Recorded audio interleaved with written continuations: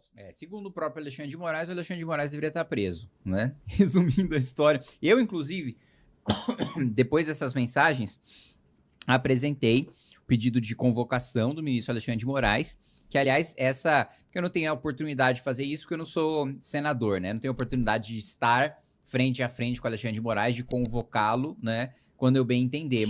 Só o Senado pode fazer isso. Mas agora eu estou numa comissão mista de inquérito, que é o Senado e a Câmara. Então, eu apresentei o requerimento para convocar o Alexandre de Moraes e eu tenho o prazer de confrontá-lo com suas mentiras, com as provas que a gente tem, tanto da quebra do Vorcaro, como aquilo que foi apresentado pela imprensa de vazamento da Polícia Federal. Falar, e aí, Alexandre, e o contrato da sua esposa? Pra que foi? Não teve serviço prestado? E as reuniões que você Ele teve? já respondeu sobre isso? Ele respondeu nada. Zero.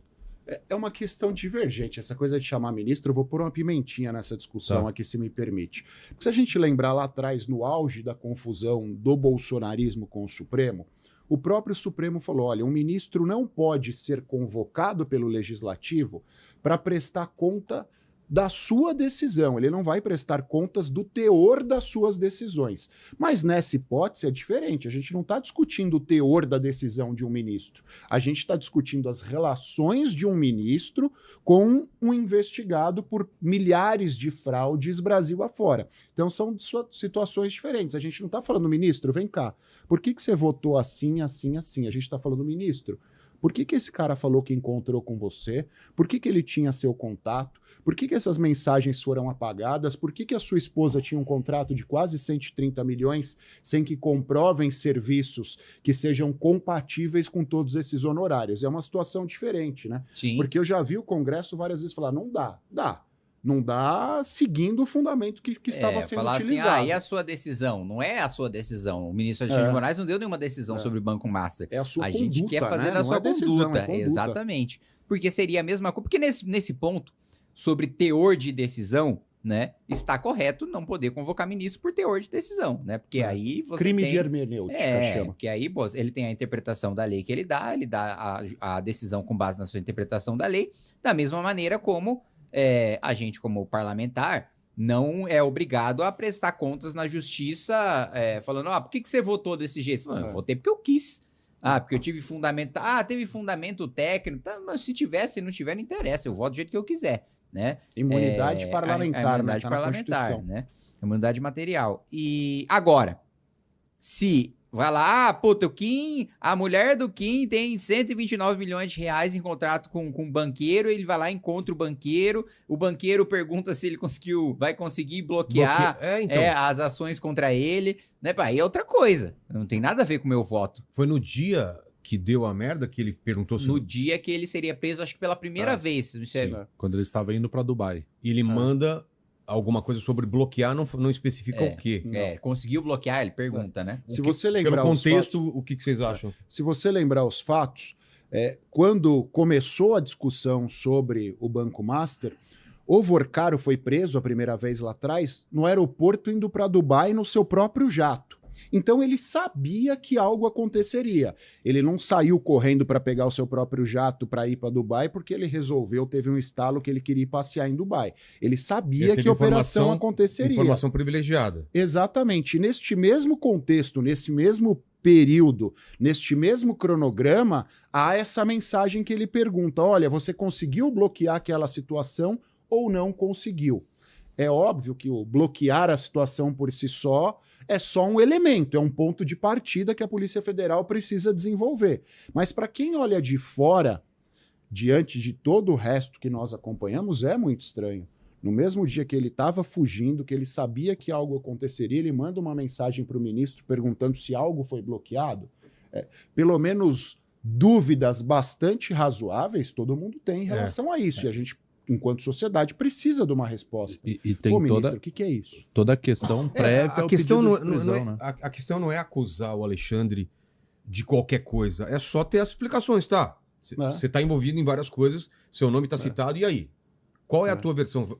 Porque ficar quieto não pode. Não dá, não tem condições. Exato.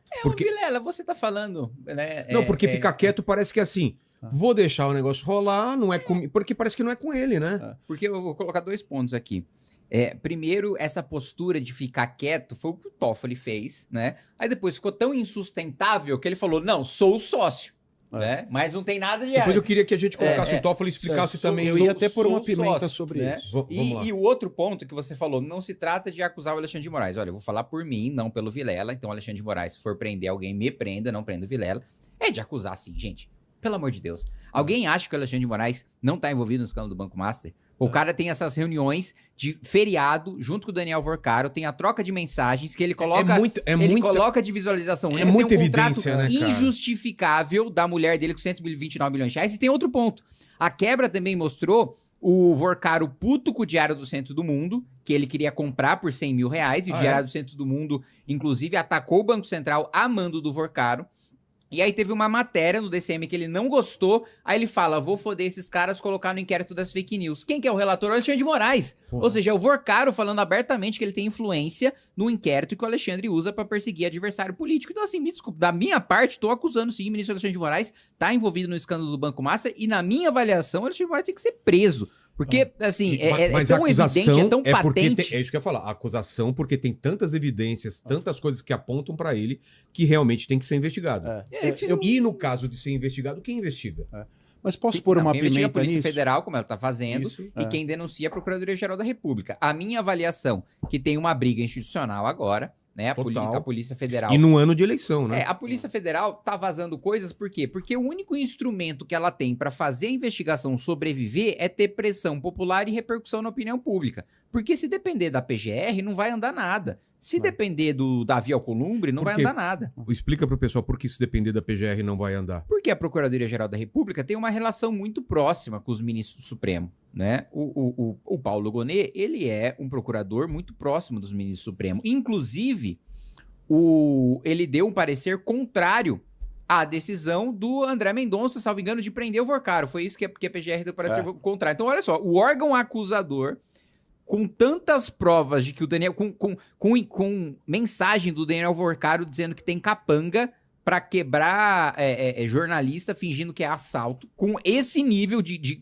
prova de que ele é um gangster, a Procuradoria-Geral da República, que geralmente, aí o Acácio vai saber dizer com muito mais propriedade do que eu, é o órgão que, assim, às vezes quer acusar quando nem deve. Sim. Né? É o órgão mais, digamos assim, agressivo, no ponto quando é um banqueiro poderoso, fala, não, pô, não tem que prender, ele só tá mandando arrebentar um jornalista, pô. Cara, coisa de máfia. A desculpa é que o André Mendonça deu 72 horas pra PGR se manifestar, e eles falam, não, é muita coisa pra ver aqui, 72 horas não dá tempo. Meu amigo, se você vê dois fragmentos de todo o contexto, eles olhariam ali e falar, não, realmente é pra prisão. Você não precisa olhar tudo e ter uma certeza maravilhosa, não. São justamente os fatos que conduzem a isso. Então não tem como a PGR falar, não, 72 horas eu não consigo manifestar. Isso é uma loucura.